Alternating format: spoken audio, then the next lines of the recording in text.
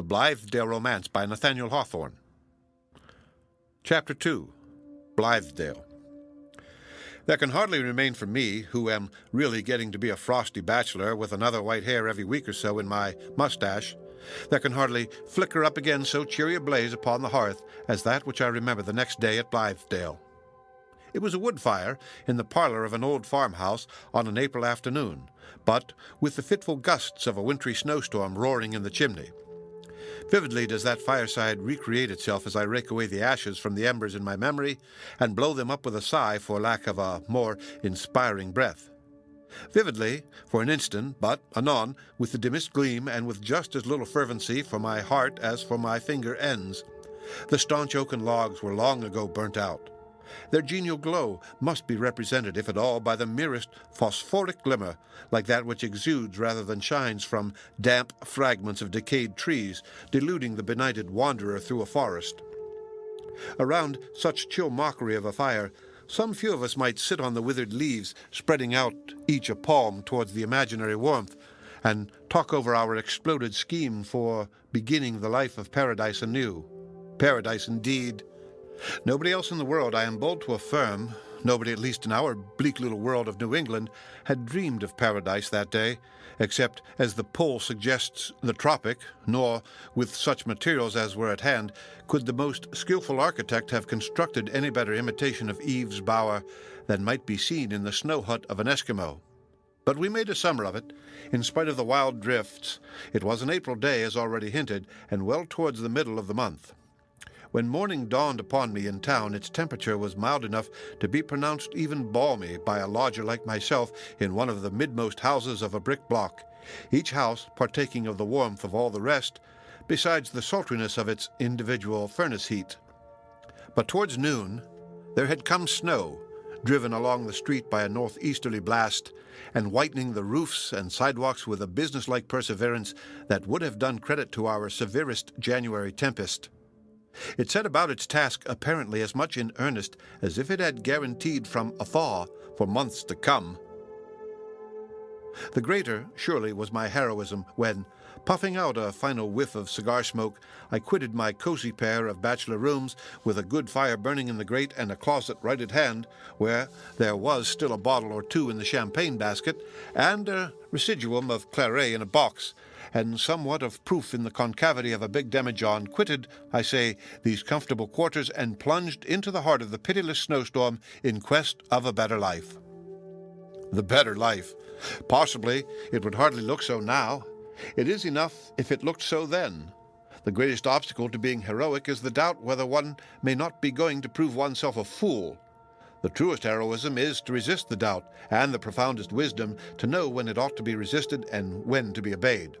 Yet, after all, let us acknowledge it wiser, if not more sagacious, to follow out one's daydream to its natural consummation, although, if the vision have been worth the having, it is certainly never to be consummated otherwise than by a failure.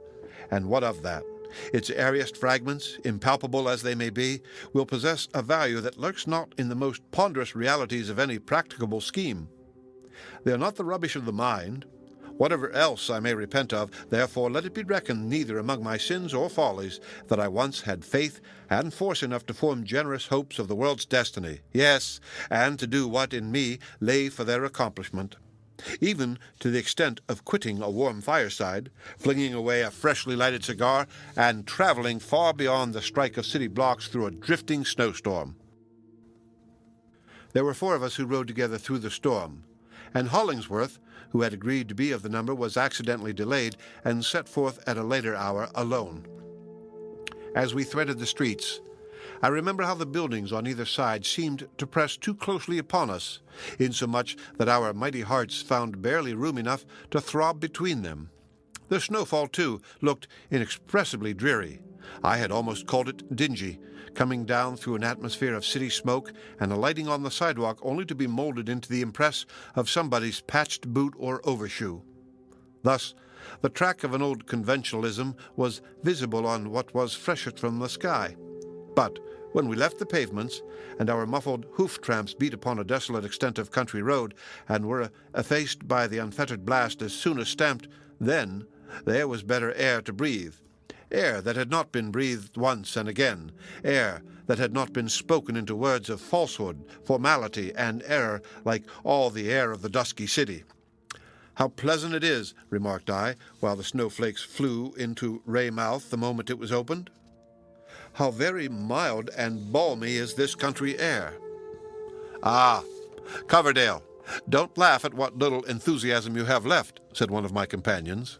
"I maintain that this nitrous atmosphere is really exhilarating, and, at any rate, we can never call ourselves regenerated men until a February northeaster shall be as grateful to us as the softest breeze of June."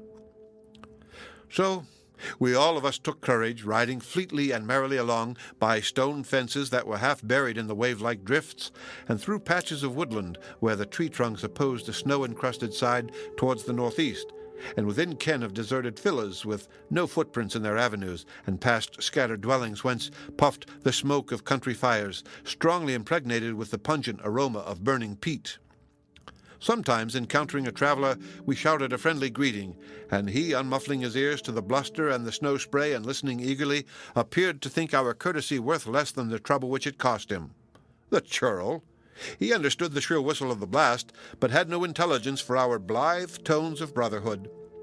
This lack of faith in our cordial sympathy on the traveler's part was one among the innumerable tokens how difficult a task we had in hand for the reformation of the world.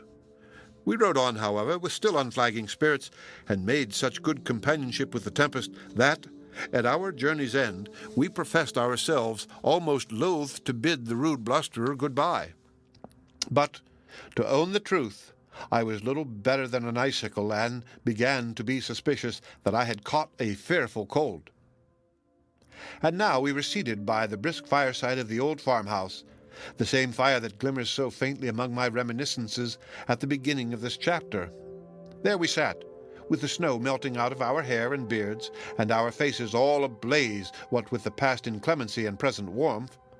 It was indeed a right good fire that we found awaiting us, built up of great rough logs and knotty limbs and splintered fragments of an oak tree, such as farmers are wont to keep for their own hearths, since these crooked and unmanageable boughs could never be measured into merchantable cords for the market.